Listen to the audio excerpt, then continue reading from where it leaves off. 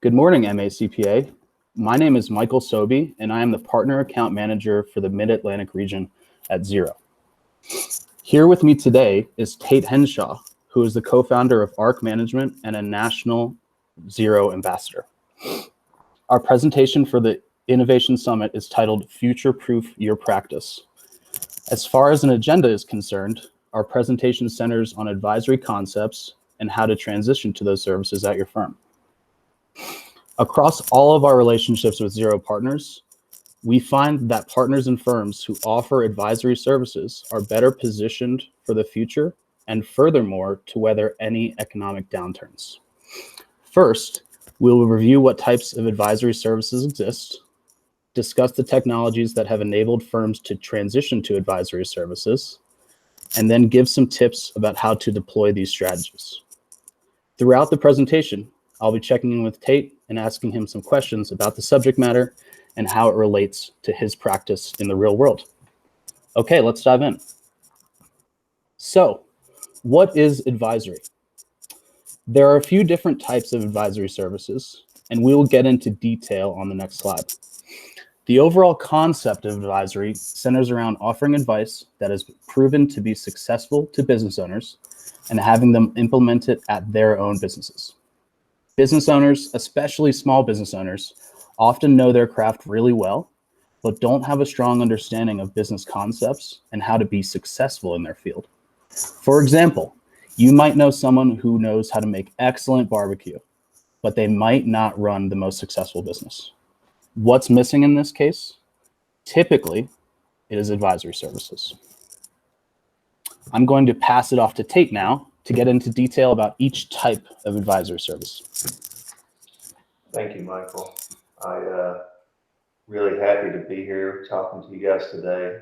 Just to give you a little bit of context, I run a firm in Atlanta, Georgia. I know you guys are probably thinking I was from Boston, actually, with this accent, but I'm actually not. And I've been actually in accounting and in cloud accounting for the last 12 years. So when Michael's introduced this concept so well of advisory, but we want to break it down really into a couple of different buckets. And so you can see here by the slide, we've got financial, process, and technology. Obviously, financial is important. I mean, we're all in accounting, so things like KPI dashboards, benchmarking studies, tax planning, and strategies, those are just a few of the things that we can do from a financial perspective to really give our clients tools that are going to help them run successful businesses like this barbecue chef. These things all are either looking forward or they're comparing them to other businesses, right? So that's different from traditionally how accounting engagements have worked. They've traditionally been just about their financials and always looking in the past. So that's going to be a theme we're going to repeat over time over this presentation is what's something that's going to look forward and it's going to help them to make good decisions for their business. And then getting into process and technology, these are almost new categories when we're talking about accountants and their clients. The process, obviously we have accounting functions, order to cash cycle reductions. Really what we're talking about here though is how do we change the way the client runs the business in order for them to get better information or in order for them to actually save time within their business or be more profitable. So it could be the way they're reporting expenses, could be the way that they're paying their bills. It could be, the way that they're tracking different things. So we're going to actually be touching the operations of the business to an extent, whereas normally we were just getting information on the back end after these transactions had occurred. That's another thing that's going to be a little bit different. But I think you'll find when you're able to provide some of these process advisory services, it actually is going to put you in a whole different category for that business owner than traditionally what an accountant would be. Because now you're not only helping them get their taxes filed, you're actually helping them run a better business. You're in more of that management consultant role almost, but with the added advantage of already having the accounting relationship as well. And then the third, excuse me, the third bucket here is technology. Now, there's a reason it goes financial process technology. By the end of this presentation, you're probably going to feel like we're beating a dead horse, but technology should not come first. It should come after we realize financially what they're looking for and process what's established. But nevertheless, a really powerful tool here for technology, recommending apps and add-ons, software implementations. Okay, so helping them implement software that can help them maybe with a new process. Then technology stack support. So you've really got, you'll see recommending, implementing, supporting. So really all the life cycle of technology of something that your client is using, right? Not just internally for your firm, but something your client is actually using, whether that be, again, for accounts payable, for expenses, for reporting. Maybe it's, e-commerce is something there. It's actually a point of sale. Okay, maybe it's a payment service like Stripe, who knows? But there's a lot of different opportunities. Michael, what's another way that we can tell if a service is advisory or not? Yeah, that's a really, really good question, Tate. And I appreciate kind of what you said there and breaking down each different type of advisory service. I think a lot of it has to do with mindset. So essentially what you want to be doing as an advisor is kind of take that proactive approach versus being reactive in the services that you offer. So let's kind of just dive into those two different approaches and kind of an example of each one, right? Creating a budget for a client because they request it, that's not going to qualify as an advisory service. You're not getting out in front of the problem.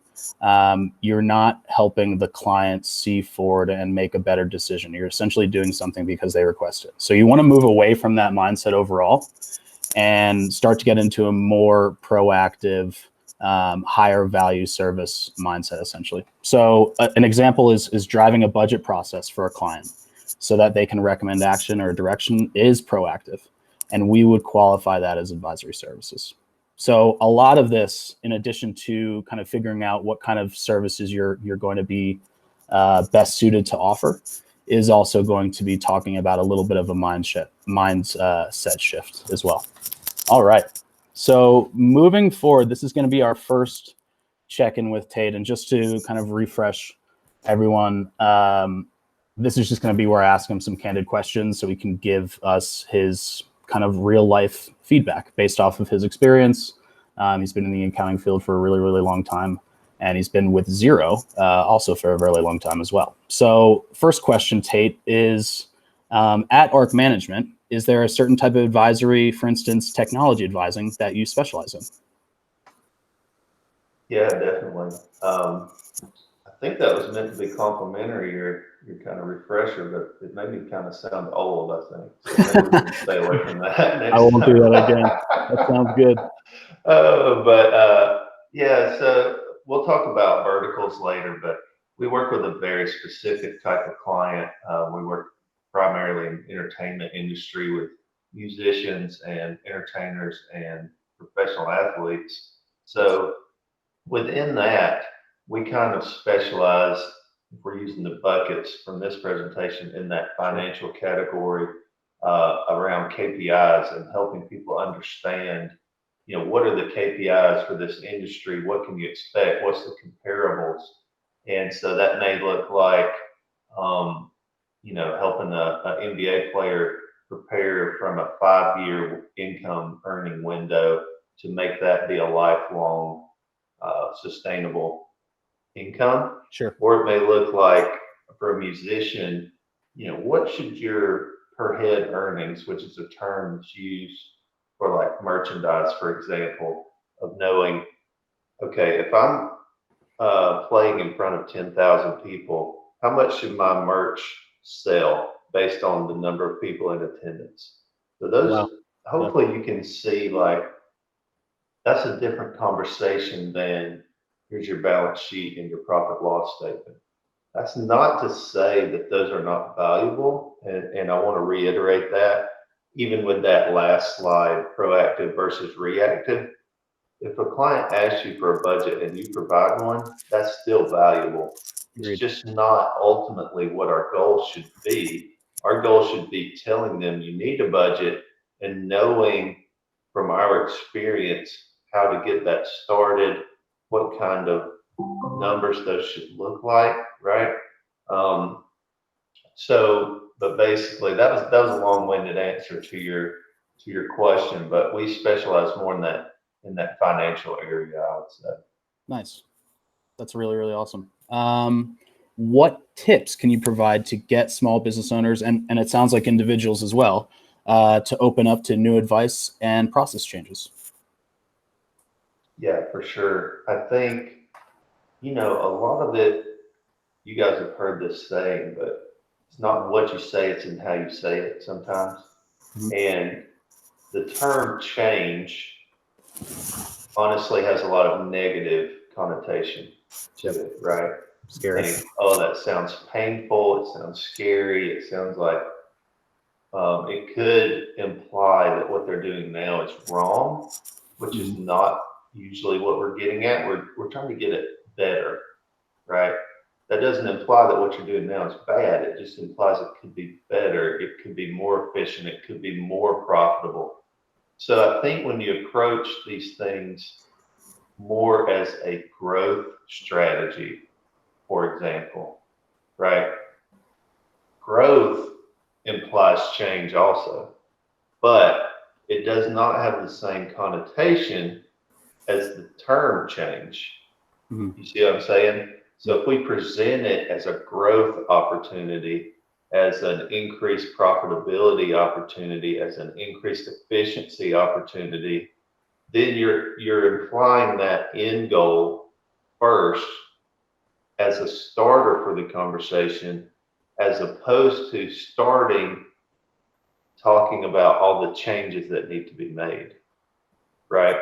So Yep. I think thinking about how you're going to set up this conversation and how you're going to communicate things is just as important as what you're trying to get across.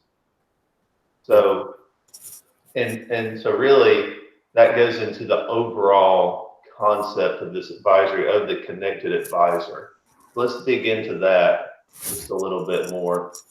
I think we have a slide backing that up. Yeah. So there's going to be some different concepts that are going to define being a connected advisor. Now, clearly, everyone on this call has different practices, has different clients, has different backgrounds, different services, but these sort of overarching points are going to apply to pretty much any future proof practice, if that's what we want to call it. So, one thing that's going to run through is value pricing. Now, that can be a term that can kind of spur a lot of debating, but really what we want to get at is the core concept of value pricing. You are worth what you're providing to the client. You're not simply worth what your hourly rate is. And you're not Mhm. simply, worth always a fixed fee that really just reflects the number of hours you think it's going to take. If you're doing tax planning that's saving people hundreds of thousands of dollars, if you're providing KPIs and budgeting and projections that allow a business to grow by a huge amount, your value is really reflective of those things, not of the amount of time that you're putting into the business. And that's also key as we go into the second point of automating transaction processes. basically all that means is we want to minimize the amount of time spent specifically on the foundational aspects of the account as far as reconciling, um, entering transactions, maybe collecting documents, all those tasks. We want to minimize that time. That's what makes the value pricing key also, because if you're set up for hourly billing and you go and you become much more efficient, you don't want to be charging less because you're going to be doing a better job. You're going to be more timely. You're going to be more accurate. The last thing you want to do is have that make your price go down, right? Because you're providing at least as much, if not more value to the client. And then this all leads into the third point of freeing yourself up to add more value. That's really important concept for Connected Advisor, because um, I've seen a lot of people kind of get off track. It kind of freaks them out, this whole concept. But freeing yourself up means different things to different people. It could mean, okay, we've got a tax firm. They only want to do taxes. Great, fantastic. You can free yourself up to do more clients, more of those services, which obviously leads to increased profitability, increased staff wages, everybody's happy, right? You could free yourself up. Maybe you've got a small bookkeeping firm, and you're really deep in as far as you're, on calls with these clients all the time. But what you're freeing yourself up to do is maybe to be mobile, maybe to travel. Maybe you're freeing yourself up to coach your son's baseball team. Maybe you're freeing yourself up. Let's take another example. You're at that tax firm, but you want to start doing more services. You're freeing yourself up to do accounts payable, to do the monthly bookkeeping, to do more of these calls with clients, to give advice. So the key thing here is we have options. For me, that's kind of my North Star. That's my ultimate goal, is to have flexibility, because I think all of you guys have seen the accounting industry is changing at a rapid pace. And so if we have flexibility, we're kind of able to mold and roll and grow with those changes. Whereas if we're stuck in the day to day and we're bogged down, we're going to have a really hard time molding and changing with those. Yeah. So with that, obviously technology is super important. Just over the 12 years I've been in the industry, has changed a ton. But Michael, why don't you tell us why it's super important now? Yeah, definitely. That kind of is a great shift into our next topic. So now that we understand kind of those central concepts about advisory and what it is, what are the kinds of technologies that have enabled firms to make this shift in the services that they offer? In other words, what we're getting at here is, why does technology matter more now than ever before? A few things here to go into as far as just high level technology concepts. You probably can't go more than an hour without hearing this term now in your normal life, but artificial intelligence is obviously a really, really key part of this. A good portion of today's technological advancements in software are from the AI field. Artificial intelligence has been a hot topic recently because it is creeping into everyday life. So what is AI? AI technologies, in its most simple terms, they learn patterns. So that's what makes it powerful for doing things like driving customer engagement. These types of systems, when set up correctly, can figure out how to distinguish good customer journeys from bad ones in order to build better relationships between a business and its customers. If a typical person can do a mental task within 1 second of thought, we can probably automate this using AI at this point or in the very, very near future. Like I said, you can't go more than an hour without this kind of popping up front and center, whether you hop outside and you see a Tesla, which is self-driving, or you pop open your Netflix and it's suggesting things for you to watch based off of the previous stuff you've watched. These are all kind of high-level examples of this technology. Obviously, I work for Xero, so I'd be foolish if I didn't mention this as well. Xero uses this in their accounting software, right? So we've definitely adopted artificial intelligence.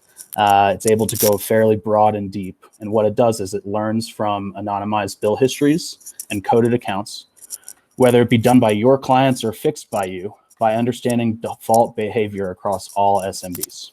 The main point here is that this type of technology allows you to complete manual tasks faster and free up your time to actually do the advising that we're talking about here. And lastly, another example is that Google uses this autocomplete feature based off of what it knows about the English language and how people communicate in certain settings. And this is a really, really good analogy of what Xero does as well, by anonymizing that small business activity. So again, this is roughly similar to the concept Xero's adopted to learning about your previous transactions and how you code them. Perfect. So that was a quick breakdown and just kind of the technologies that we're seeing creep into the field of accounting. And this brings us to our second check-in with Tate. So that first one was great. I think, the advice that you're able to give about people opening up is really, really good. It's not what you say, it's kind of how you say it. So I'd love to get your feedback about a few more things. How has your firm adopted to recent technology changes in the accounting space? I know that's a pretty wide question. Yeah. I'd be lying if I said there wasn't a few bumps along the way. Mm-hmm. But it's really about figuring out, and we're going to talk about this over and over, but what are the process changes that need to be made first, and then implementing technology, if it's available, hopefully it's available, to help with that process. What it's not is seeing the new shiny technology and then implementing that and realizing, oh, that really doesn't fill a gap for us. We did that with the expense app where we tried implementing it. We realized, oh, geez, there's lots of reasons why this won't work for our client base. It required all the users to have the same email domain, whereas our clients were using things like Gmail or Hotmail or iCloud or all these different kind of emails, and then realizing that rules we were setting up weren't going to transfer between user to user or account to account. And at the end of the day, what we figured out was we should probably go a little bit slower on the front end so that we can go faster on the back end. Mm-hmm. So the vetting process when there's new applications, super important. And I think, obviously MACPA has this great kind of community. I think leaning on other practitioners and providers and advisors and all these kind of people, that's super important. That's been huge for us as a firm as far as getting kind of a peer perspective. I'm on the Xero North America page a lot, just monitoring, what people are having as far as experiences with technology. So I think those two things, make sure your vetting process is pretty rigorous. Ask a lot of questions. Think about worst case scenarios, think about flexibility, all those kind of things. And then lean on your peers, because if they've already went through a vetting process, if they're already using it, then you can really shorten that time frame if someone's already kind of vouching for it that you know and trust. Yep. Yeah, definitely. I love that answer. I think it kind of plays perfectly into kind of the community approach that Xero has as well. So that's awesome. This next one is probably the one I'm most excited to get out of all the 3 check-ins. So I'm really excited about your feedback on this one. What is one piece of technology or one technology improvement that has occurred in accounting that when you look back, you wonder how you ever functioned without it? Well, I'm gonna probably cheat a little bit and give you a couple. Okay. But for one, obviously, just the automated bank feeds. Um, Thinking back to when we were importing those on a regular basis is seems like another world at this Hmm. point. And probably a lot of people on this call are already using those, which is great. But really, when I think back, obviously sometimes those things break and different things because primarily because of the banks changing things and not really telling anyone. But still comparing it to the old process that we used to do, we're light years ahead.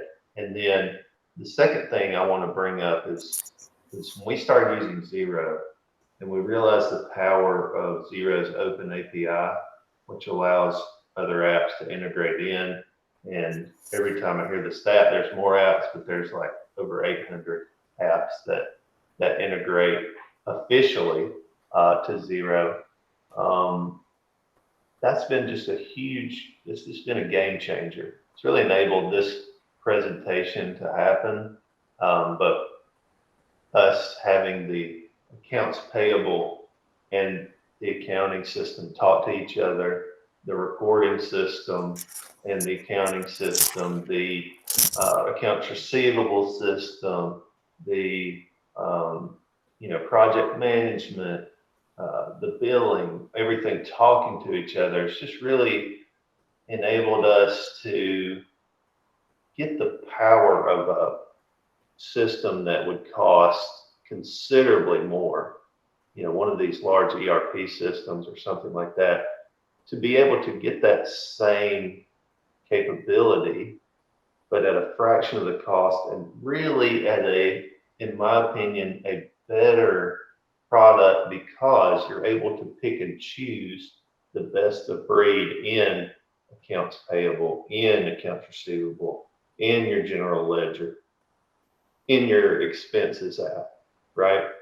So then if your expenses, you're vetting and you find, oh man, this is really a game changer for us, for our clients, for our firm, you're able to sub out one portion of your tech stack, your app ecosystem, whatever term you want to use, and without having to change everything. So Yep. now you've got kind of this curated platform that now you can pick and choose and plug things in and really make the overall machine so much more powerful.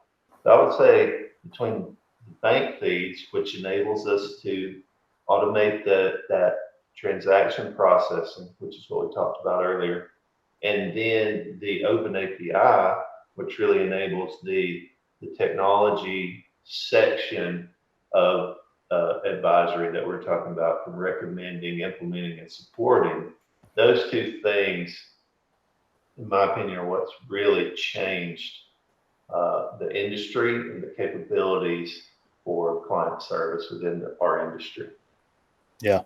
Yeah, totally agreed. And in my interaction with partners, I couldn't agree more about your feedback there. Cool. So I think that is a great segue, right? If we're talking about making technology improvements at the client level, I think it makes a lot of sense for obviously the firm to adopt these technology improvements as well. So that's kind of what we're gonna dive into next, and specifically talk about kind of what makes up what we call the tech-enabled firm. So the first part about this is actually staffing your firm correctly. So what we really kind of wanted to get into here is making sure that you actually employ some in-house people that know how to evaluate these technology solutions and also know how to evaluate what the client needs. In your own kind of workflows now, especially with the COVID environment, I think it's very, very important for your firm to be set up to be completely remote enabled, and also be safe for remote work. Now, whether that's having the right kind of VPNs or access is something that you can decide on your own, but security is obviously paramount here as well. Kind of taking it back to that staffing piece, staffing your firm in the future is going to look differently than what it has looked like previously. Hiring is going to be a lot more focused on roles that free up and amplify the CPAs and accountants within the firm, right? We want to move away from those manual tasks and give you time, give you parts of your day back to actually go out and understand what the client needs and make those proactive decisions with the client. So a few examples of these people that you're going to want to essentially hire are these technologists, people that understand cutting edge technology and what they do for small businesses. Then you're also going to want to hire data scientists and other IT professionals to be able to actually get into the analysis of what we're seeing here with these technology pieces. All right, so we've talked about how the tech-enabled firm is different as far as staffing. Tate, why don't you talk a little bit about how the tech-enabled firm is different as far as what it delivers? Yeah, definitely.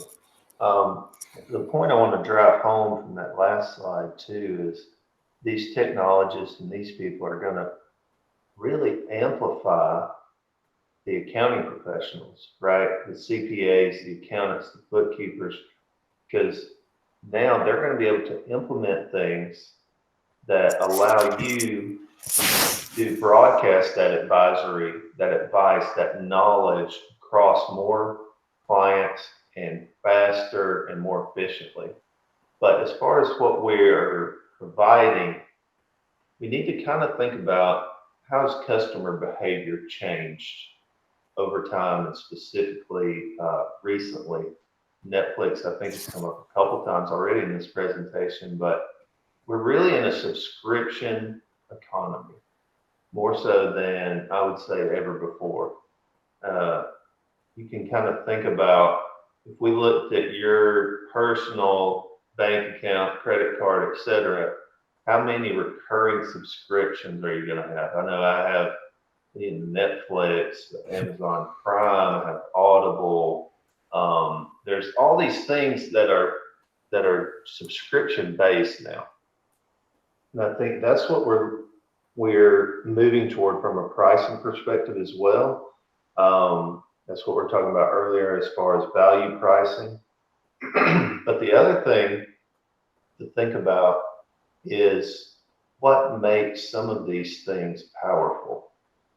And so with Netflix, it's not just that it has, I don't know how many shows, millions of shows, seemingly, every time I log on. Too many to keep up with. Yeah. Exactly. So if you just logged on and there was, picture, there was 10,000 super small icons on the screen, that wouldn't be super valuable, right? It would be overwhelming. And so a lot of the things that we're seeing, not only Netflix, think of things like Blue Apron, HelloFresh, some of these meal kits. It's really a curation economy, if we think about it. A lot of the power is what they are saying you need. They're helping you cut down on the choices and helping you figure out what's best, what matches up with what you've watched before, what matches up with what you're saying are your dietary goals or restrictions or things like that. Fascinating comparison between like a Walmart and a Costco, whereas Walmart has like millions of different products. Costco will only buy like 2 of each product. Right. They go out and they find the best, toothpaste, the best this. And people really appreciate that because they're cutting down so much on the choices, because we have so many choices today as a consumer. We really want someone to come in and tell us, what we need. Maybe they leave the choice to an extent, giving you 2 or 3 options, but they're not giving us so many. So that's what we want to think about, especially when we get into this technology section of advisory. If you just turn someone loose and say, well, you need an expense reporting app.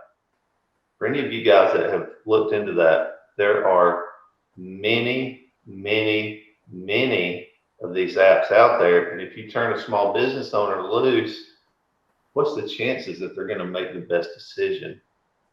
I would say slim to none. But as this advisor, as this partner in the small business owner's journey, if we can curate that, if we can say, hey, here's a couple, here's the main differences, what do you think is going to work best for your business? Then we also support them with the implementation and support. That can have a much bigger impact on the business, on your client, than just saying, hey, your expense reporting stinks. I need you to go out and make that better and do something different. Here's this website. It's got 100 apps on there. Pick one and go with it. Right. Mhm. Yep. So I think, again, a lot of this is about mindset, but thinking about that mindset of this client came to me because of my expertise. How can I use that expertise to help them not only, you know, uh, have a tax return done, not only to get a balance sheet, but to really help them, to really come alongside them in their business. And this is one of the ways, through curation, through recommendations, through adding on these different technologies, different process improvements. Michael, what are some of the options? I kind of mentioned, expense reporting, things like that, but what are some of the other possibilities that, with these technology advances, are now really accessible to, an accountant, a CPA, an advisor? Yeah, yeah, definitely. I'd love to get into that. You hammered home how firms can adopt technology to improve. Now we can talk about how they can use the extra time gained from those efficiencies. So one of the things is going to be budgeting. That word can mean a lot of different things. We obviously touched on it when we talked about kind of the proactive mindset. What I really wanted to kind of just hammer home here are two different things, really. Forecasting is going to be one. Historically, right, the life of an accountant has been to look at, previous financial periods. We want to kind of have another mindset shift and help our small business clients, our individual clients, actually have a forward-looking mindset as well. So we want to help people look forward and not just backward at those financial results. And then the other thing is going to be KPI reporting, right? What metrics do we need to hit in order to be successful? I should mention, obviously, that oftentimes a small business won't even have these established, right? So that's going to be another really, really key part of this KPI subject, is actually establishing them based off of comparables, based off of your clients that are in that same industry. So that's going to be a really, really big part of it. And then obviously being able to report on the performance and how we're doing in compared to those KPIs. Process improvement. Tate went into length about how you can do that for your own firm. And we've also kind of talked about, recommendations that you can make for those clients, whether they're writing a lot of, paper checks or not taking advantage of bank feeds and automated bank information. These are all things that you can suggest to that small business client to free up your time and their time as well. HR advisory is something that I also wanted to touch on, as human resources. Pretty broad as well, but this can mean, establishing a 401k plan, establishing health insurance, getting an employee handbook out to all your employees. Small things that make a really, really big difference. The handbook's small. I would definitely argue that 401k and insurance are really, really big issues. And there's technology partners like, for instance, Gusto, one of our really great partners here at Xero, that have enabled companies to offer greater HR benefits to their employees. Now, this is going to lead to long-term overall employee happiness and well-being, and then in turn, increased productivity. And then the last thing that I just wanted to touch on is just tax planning. So, essentially, you're moving away from those manual tasks and essentially advising the client on how they could, keep the tax burden as low as possible, right? This all plays into another kind of pretty much budgeting, but obviously at a very, very important issue as well. Tate, is there anything I'm missing there that I should be kind of touching on? No, I think it's really just taking that one next step, and a lot of the things you're doing now. There's a good chance a lot of you guys are doing some sort of budgeting, some sort of, um, tax work, maybe you're running payroll, but like this is the next step in each of those buckets, right? Budgeting with KPI reporting makes it more personalized. Um, HR advisory is kind of the next step. You're already involved in payroll. You can help with these other issues as well. We've started helping people get health insurance, get other benefits set up. And that's such a huge burden on a business owner. If we can help with that, again, it puts us in a different context than what they're normally thinking of from an accounting provider. And Right. then tax planning, probably already doing their taxes, so you have everything you need to complete that service. It's just more of freeing yourself up to be able to provide it. Figuring out how to price it can be a little challenging because we're so used to this hourly model. Really just shifting that mindset into that proactive approach. Perfect. Yeah, I love that, and thanks for providing some color there. Okay, so moving on. Now that we know the base concepts of advisory and what types of firms are best set up to offer these services, how do we actually go about on delivering these services to your clients? So Tate's obviously a subject matter expert here. He delivers these services on his clients to a daily basis. So I'm going to pass this off to him to discuss a little bit further. Thanks, Michael.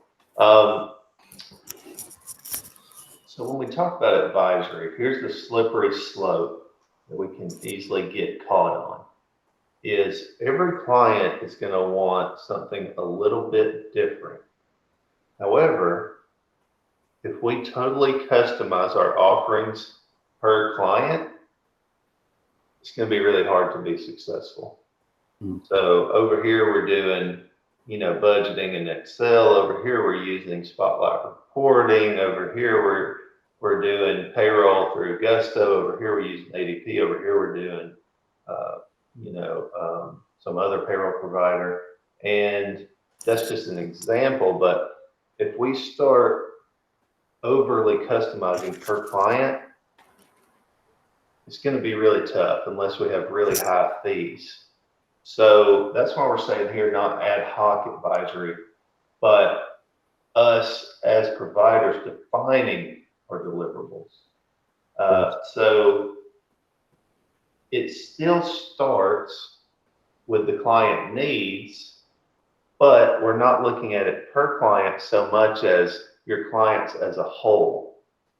Okay? And Michael, hit this next slide for us so I can kind of add a little color on that. But perfect. We are starting with the client, but the general client, not each client. So what I mean is, okay, I've got 100 clients, 50 of them want HR advisory, 30 of them want budgeting, and 2 of them want help with incentive compensation and these really involved 3-way cash flow forecasts. What should we start with as a firm? Well, we should start with the HR. That's the most needed, right? And you kind of have to know if people are willing to pay for these things too, but still generally, hopefully that concept makes sense of we want to start with the client needs, but not every single client's needs at the same time. Let's figure out what has the most demand, what's going to move the needle the most. And then also, obviously, there's concerns about staffing, to have people who can execute this, all those sort of things, which Michael talked about a little bit earlier as well. But really, just figuring out how do we start, what are the clients looking for, and then picking the most needed and not every single possible option. Yeah, I completely agree. Right. So, no 2 clients are the same. That's, you see that's written there. I think that's important to kind of touch on as well, right? Some clients want to grow extremely aggressively. Others are more concerned about their family, right? They want to take a day off each week to coach their kids' baseball team, and that's totally okay. But that's just something that we need to know and kind of build into the relationship kind of understanding what the client really wants, right? So that's awesome, and thanks for kind of clarifying that slide as well. Final check-in here with you, Mr. Henshaw. So final two questions here. What type of advisory services between the financial, process, and technology kind of buckets that we've defined do you feel is the most important during the current pandemic environment? Sure. Well, I know we're coming up on time, believe it or not, so I'm going Yeah. to try to keep this relatively brief, but I think that's a trick question.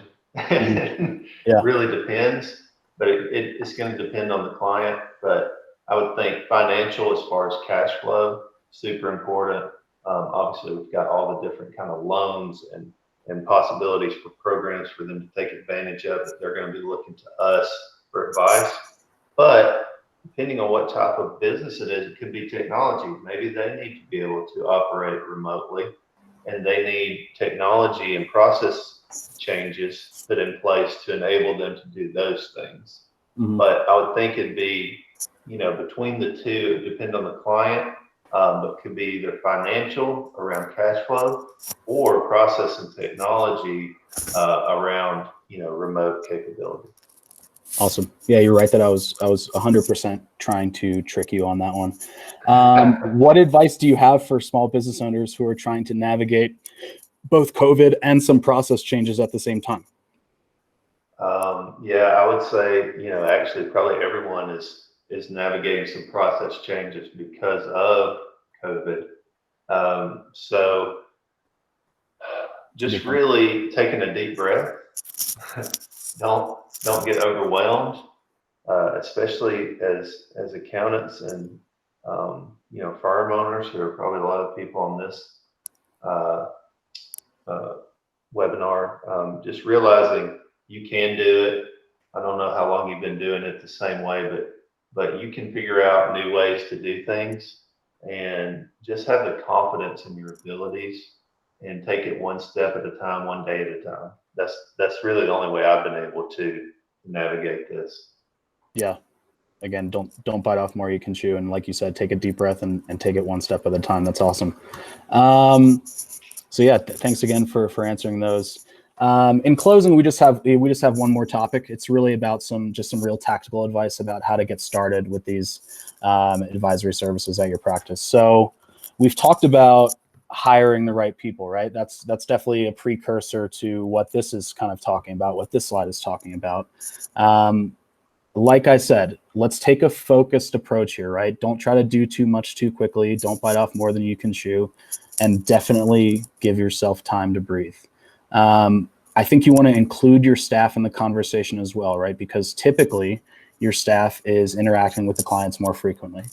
They'll be able to convey what is needed from the client, and then also what they're comfortable delivering as well. That's an important piece of this, right? If they can't deliver what the client is really asking for, then we need to go to another resource, and that's totally fine. But you're going to know what your staff is capable of doing as well. That comes through kind of doing an audit of your team and figuring out kind of what strengths they have, and then doubling that back into your hiring process to fill those gaps, right? So don't start with saying that you're going to go out and contact, venture capitalists to get fundraising support if you don't have anyone on your team that has experience in doing that. It doesn't make sense to start there. I think Tate is a really, really good person to talk about as far as expertise in a vertical. So I'm going to pass this off to him. Definitely. As you think about delivering advisory services, you really want to think about your capabilities as a firm to do that for all the different types of clients that you may have. Just as an example, if you're trying to tell people KPI for the music business, but also dentists, also plumbers, but also, digital agencies, it's going to be really hard to spread yourself across all those industries and really know them to the depth that you're going to want to know to be able to provide that kind of advice. Now, that's not necessarily true for things like HR advisory for things like budgeting. There's certain services that all businesses need. So that's the kind of the decision you need to make. But just as an example, in this picture, I would have no idea what to tell this person about their cows, about how many cows they should have, about what prices would be reasonable, land, all the things that immediately I know are relevant, but I don't know how to answer those questions. That's why we've chosen to focus on a pretty defined type of client, because we know that we're going to have different people to compare each client to, but also that we're going to be able to focus on that very specific type of client, be able to provide the level of advice that they need. Yep. So. That's perfect. Awesome. So yeah, in closing here, just another part of this, right, is to establish that base that's going to start to generate those efficiencies. So we feel obviously that cloud-based accounting and part of that being automated is a critical part of freeing up your time to do this advising, right? And one step further, right? Let's move off of, legacy, on-premise software and give your employees access, wherever they are in a really, really secure fashion. So that's where the cloud piece definitely comes in. And then as far as, the technology to deliver, right, for your client, again, we want to define what the client wants. That's going to happen through our interactions or our staff interactions with that client. Then internally, we want to figure out the process behind what the clients need, right? Delivering what the clients need, right? So we're not, like Tate said, just going to say they need an expense claim app and unleash them onto the world to decide between the 100 expense claim apps. We're going to have a part in that process as well. Again, cloud accounting is going to be the starting point, and then we're just going to expand from there. Don't go out and buy something. In closing, we want to say, don't just go out and buy something. Start doing the work and let that work drive your choice as far as what to buy. That pretty much finishes up our conversation today. Definitely wanted to pass it off really, really quickly to Tate for some closing thoughts. Tate, anything else to add here? Yeah, I think a lot of times this can be a little daunting when you think about all the possibilities, all the things, all the different people you want to hire, all, the different services to provide. But really just think about what's one step I can take to start down this path, and just know, as a CPA, as an accountant, you have such power and such potential to add value to your clients' businesses, to their lives. Really have the confidence to have those conversations. Awesome. No, that's really, really good. Yeah, and thanks for summarizing there. In closing, I just wanted to say thank you to all MACPA members for giving us the opportunity to present. We're really, really hopeful you've gotten some value out of this chat, and you're thinking critically about how to apply some of these concepts to your own practice. And then obviously, feel free to reach out to either Tate or I via LinkedIn. You should maybe have my contact information as well if you'd like to learn a little bit more about Xero's cloud accounting solution. We both look forward to hearing from you, and thanks again. Thanks, guys.